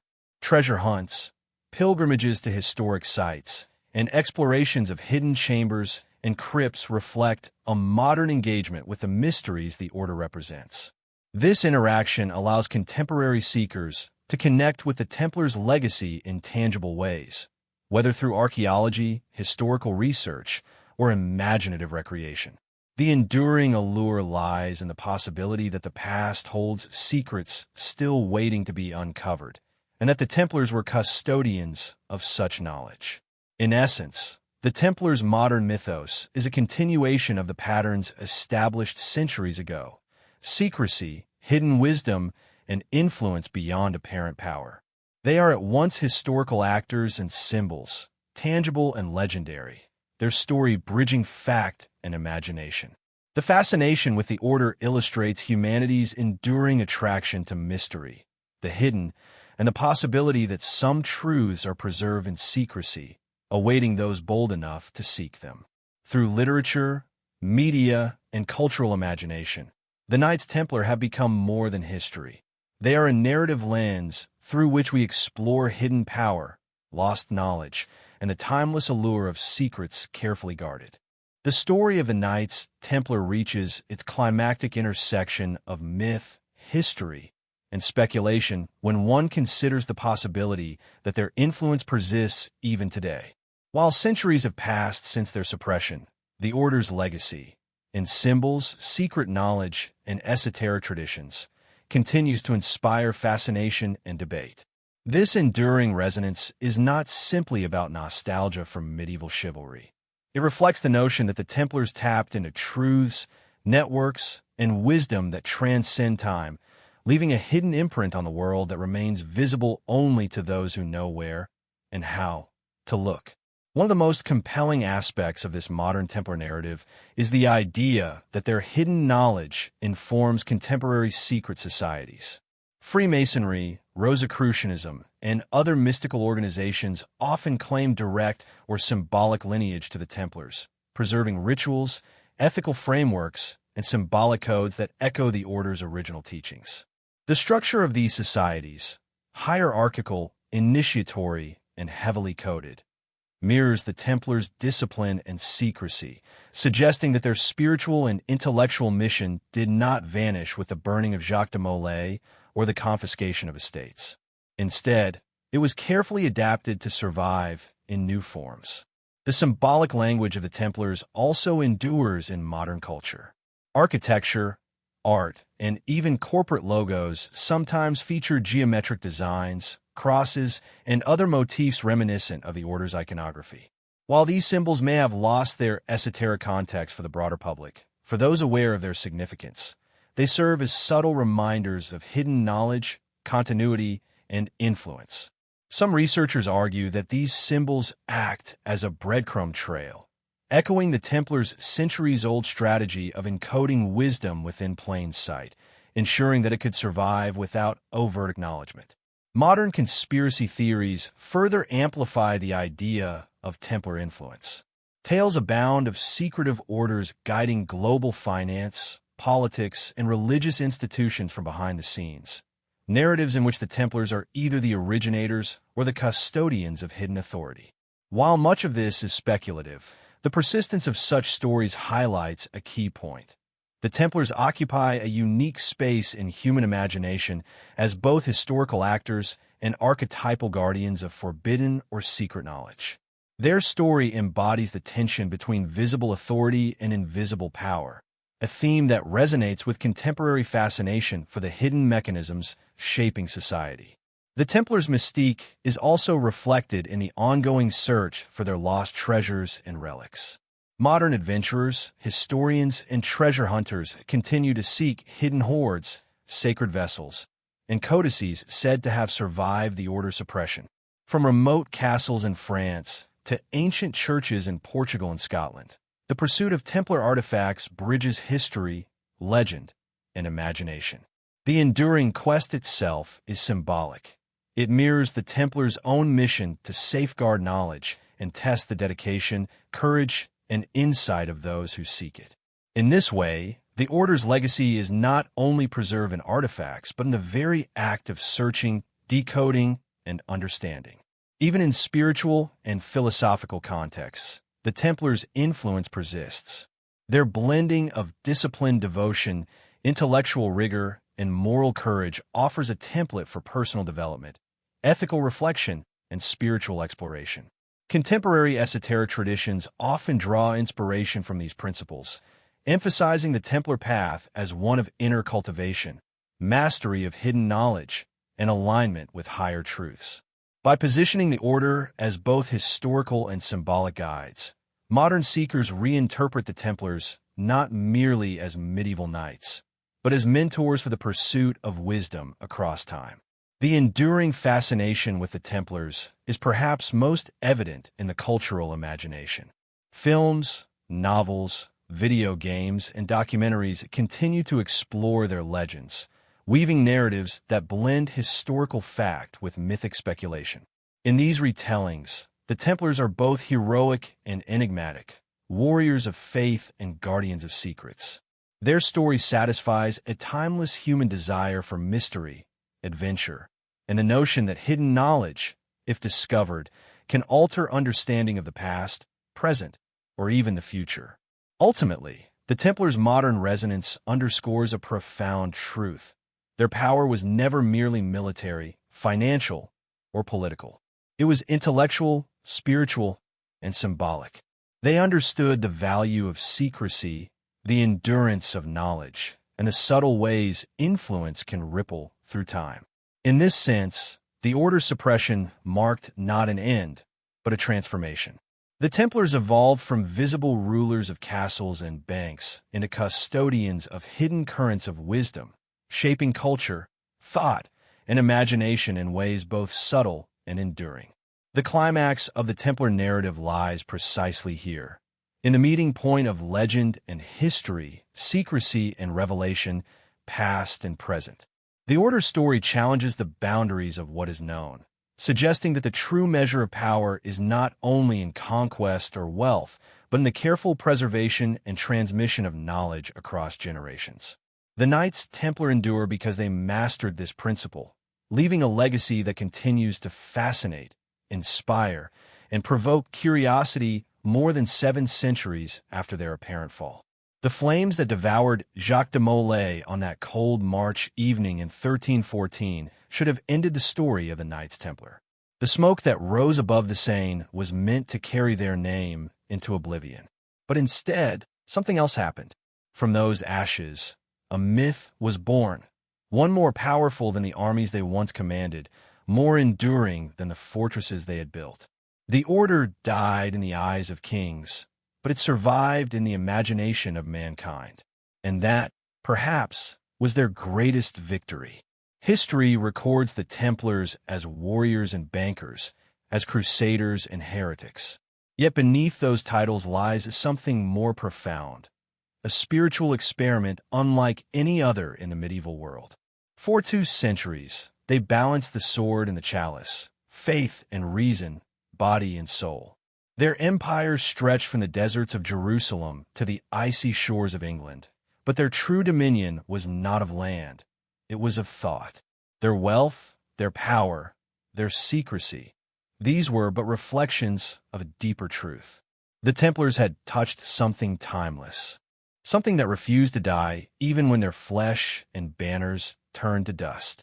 When de Molay stood upon the scaffold, bound and condemned, he did not plead for mercy.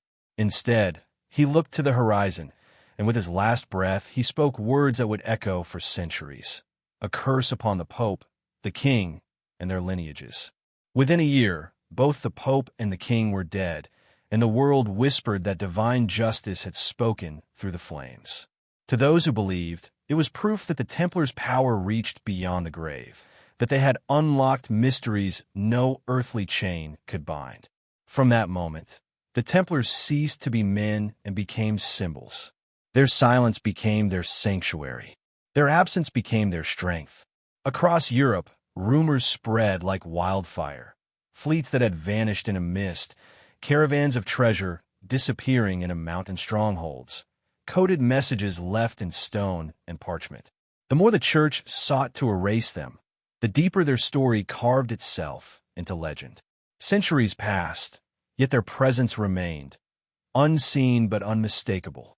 Some said their surviving brothers had sailed to Scotland, where they aided Robert the Bruce in his rebellion and were rewarded with refuge and secrecy. Others spoke of Portugal, where King Denis renamed them the Order of Christ and allowed their mission to continue beneath a new name. In both tales, the Templars live on, not as exiles, but as architects of a hidden continuity. But the truth, as always, lies somewhere between myth and memory. The Templar spirit did not survive merely through hidden vaults or secret maps. It endured through an idea, the belief that divine wisdom could be approached through discipline, courage, and sacred geometry. They saw the world not as chaos, but as a divine pattern waiting to be understood. The cathedrals they built were not only places of worship, they were instruments of revelation. Every stone, every arch, every ratio was a prayer written in the language of mathematics and light. To walk through their architecture is to walk through the mind of the medieval mystic, a mind that believed heaven could be measured through proportion, and God could be glimpsed through symmetry. And so, when their bodies perished, their ideas took new forms. The threads of their knowledge wove into the tapestry of later secret societies, the Freemasons, the Rosicrucians, the Hermetic Brotherhoods of the Renaissance. Each inherited fragments of their vision, the union of spirit and structure, the search for divine truth through human reason. The Templar seal of two knights riding one horse, once a symbol of poverty and brotherhood, transformed into an emblem of hidden duality, matter and spirit, faith and knowledge, the visible and the unseen. Through these secret traditions, the Templars' influence crept into art, philosophy, and even politics. Their ideals resurfaced in Enlightenment's obsession with liberty and moral order, in revolutions that sought to free humanity from tyranny. Even the founding principles of modern democracies bear echoes of the Templar creed, an insistence on justice, honor, and sacred duty, now stripped of religious uniform, but infused with spiritual intent. The world may have forgotten their names, but it still breathes their ideals. And yet, their most mysterious inheritance is not institutional. It is personal. Every human being who seeks balance between faith and reason, every seeker who looks for truth beneath illusion, becomes, knowingly or not, an heir of the Templar legacy. Their eternal order was never meant to exist in halls or temples, but in the soul of the individual who dares to seek the divine through discipline and knowledge. The true temple, as the mystics say, is built within. Imagine standing before the ruins of a Templar chapel at dusk. The wind hums through broken arches. The stone floor is cool beneath your feet, worn smooth by centuries of devotion. The last rays of the sun strike through a narrow window, aligning perfectly with the altar at the moment of equinox, a design too deliberate to be coincidence. In that silence, something ancient stirs. It is as if the stones themselves remember. You begin to understand that the Templars did not simply build fortresses, they built vessels for eternity. Their legend continues to evolve, adapting to each age that rediscovers them. In the Romantic period, poets and painters turned them into tragic heroes, symbols of purity crushed by corruption. In the 20th century, occultists reimagined them as keepers of forbidden knowledge, guardians of the Grail, or custodians of lost Atlantean wisdom. In modern times, they've become icons of conspiracy and coded history, woven into everything from political myth to popular fiction. But beyond every exaggeration lies a persistent intuition that the Templars were part of something larger, something unfinished.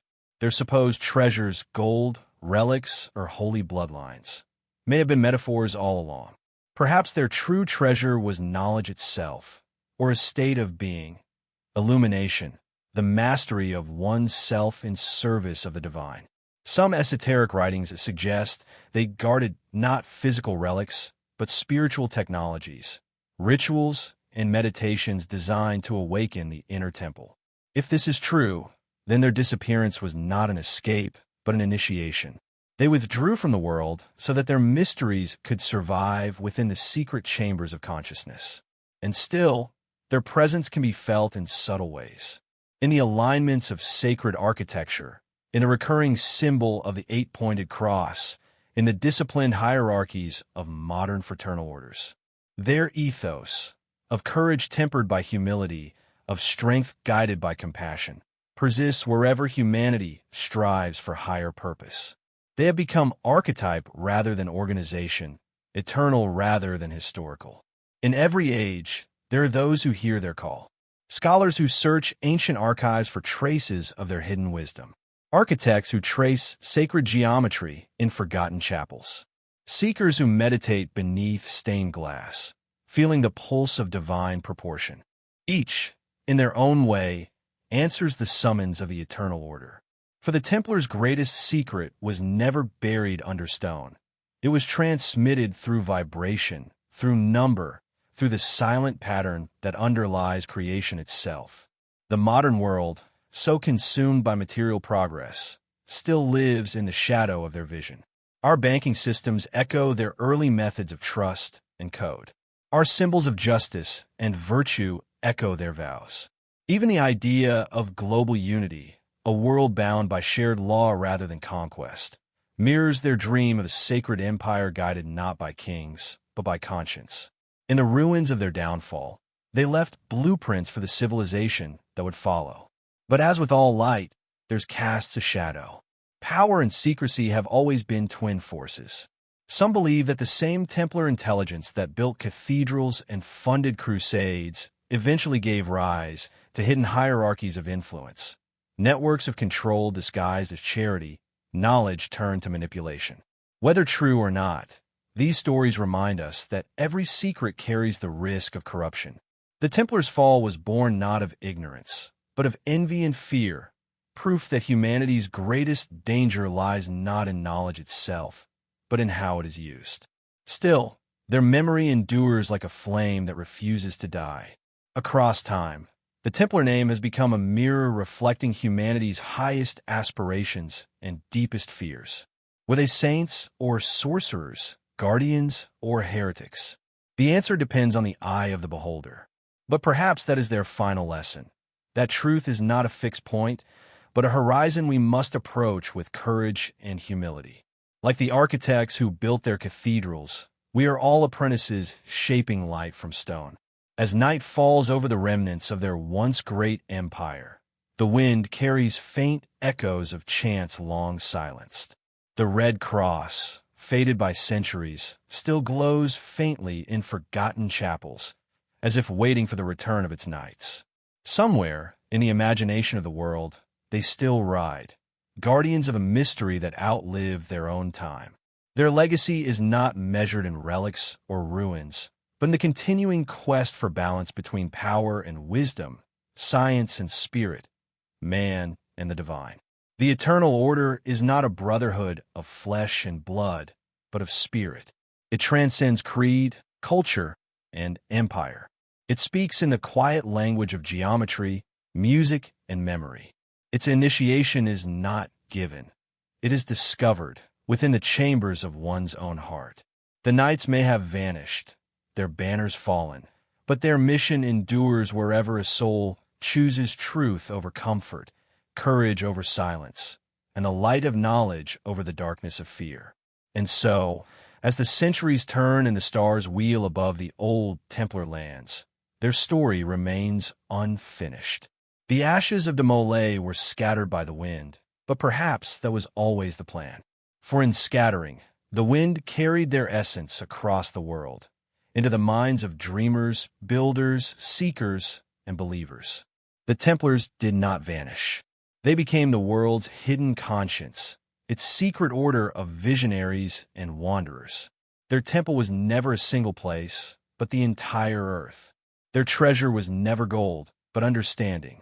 And their empire, their true, eternal empire, was not one of stone and sword, but of spirit and time. And perhaps, as you listen to the silence between the words, you can still hear it. The distant echo of hooves upon ancient roads, the soft whisper of an oath spoken under moonlight, and the quiet vow of men who sought to build heaven upon earth. The eternal order endures, not in history, but in us. In the quiet corners of the modern world, where the old and the new touch like overlapping maps, the shadow of the Templars still lingers. We walk through city streets unaware that beneath our feet lie forgotten crypts and lost vaults where the stones still bear their marks. The centuries may have buried their banners, but the pulse of their legacy beats softly under the rhythm of civilization itself. Every symbol etched on a cathedral facade, every compass rose on an ancient map, and every geometric line drawn by architects who revered the divine order of creation, all whisper the same truth. The Templars were never merely men. they were a message. Their legacy endures in forms so subtle that most never see them.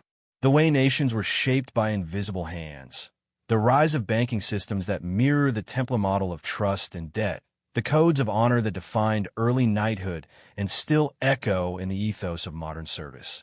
All of it traces back to that mysterious brotherhood that once bound faith and knowledge together. From the courts of kings to the secret lodges of scholars, their influence became a current beneath history, unseen yet powerful enough to shape the course of empires. Perhaps that is why the Templar myth has never faded. It evolves with every era that seeks to understand itself. In times of doubt, they become symbols of purity and sacrifice. In ages of enlightenment, they represent the pursuit of forbidden knowledge. And in the digital age, when secrecy and surveillance define new frontiers of power, the Templars reappear as a haunting mirror, reminding us that truth and control have always been twin forces in the story of humanity. Each generation resurrects them anew, because the mystery of the Templars is not about what they were, but what they represent. The eternal struggle between light and shadow, faith and reason, power and purpose. Legends tell that the Templars will return when the world once again stands at the threshold of great change. Some esoteric traditions even suggest that their initiation rites encoded prophecies, symbols pointing toward an age when humanity would rediscover its lost connection to the divine. Whether seen as myth or metaphor, the idea endures because it speaks to the core of human longing, the desire for a sacred order in a chaotic world. In a time when faith fractures and knowledge is fragmented, the notion of an ancient brotherhood holding the balance between the two feels almost like a promise. But what if their greatest secret was not hidden in relics or treasure, but in the way they perceived reality itself? The Templars may have understood that the divine and the material are reflections of one another, that heaven and earth are mirrors, not opposites. This vision, drawn from the wisdom traditions they may have encountered in the East, would have made them heretics in their own time. Yet it is precisely this synthesis between mystical insight and disciplined knowledge that made them powerful. Their secret empire was never about gold or power. It was about the transformation of the human spirit through understanding. When we look back across the centuries, the lines between history and legend blur like ink in old parchment. Maybe that's how it was meant to be. The Templars were architects not only of fortresses and faith, but of myth itself. By disappearing, they ensured that their story would never end. Their silence became their strongest weapon, allowing imagination to fill the void with wonder. And in that void, generation after generation has sought meaning, turning their memory into a vessel for the mysteries we still cannot name.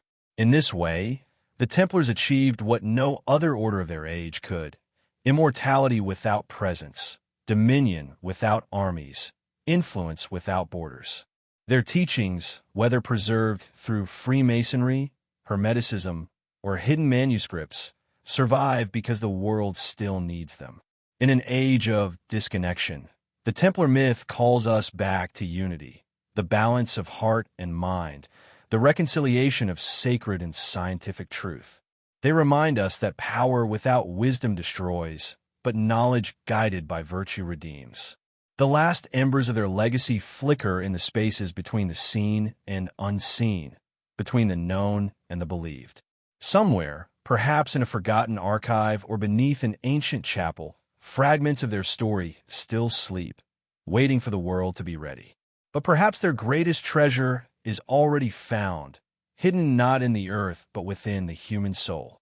For every time someone asks, what did the Templars really know? A spark ignites, the same spark that drove them to seek the divine within the material and the eternal within the mortal.